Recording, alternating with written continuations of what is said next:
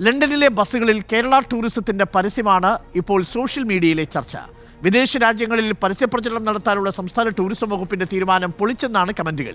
ലണ്ടനിലെ നിരത്തുകളിലെല്ലാം നമ്മുടെ നാടിനെ നിറഞ്ഞു നിൽക്കുന്ന ദൃശ്യം കണ്ടുവരാം. ഈ സമയത്ത് നമ്മൾ നമ്മുടെ നാട്ടിലെ ഡ്രൈവിംഗ് ടെസ്റ്റിനെ കുറിച്ചോർത്ത് വിവാദവും ഒപ്പം പ്രതിഷേധവും കടുപ്പിക്കുമ്പോൾ വിദേശത്തുള്ളവർ നമ്മുടെ നാടിനെ കുറിച്ച് നല്ലത് പറയുന്നു, നല്ലത് കാണും. സംഗതി പൊളിച്ചെന്നാണ് സോഷ്യൽ മീഡിയയിൽ ഒന്നടങ്കം കമന്റുകൾ നിറയുന്നത്. വിനോദസഞ്ചാരികളെ കേരളത്തിലേക്ക് ആകർഷിക്കാനായി ടൂറിസം വകുപ്പ് വിദേശ രാജ്യങ്ങളിലെ ബസ്സുകളിൽ ചെയ്യുന്ന പരസ്യത്തിന് ഇതിനോടകം മികച്ച സ്വീകാര്യതയാണ് ലഭിച്ചത്.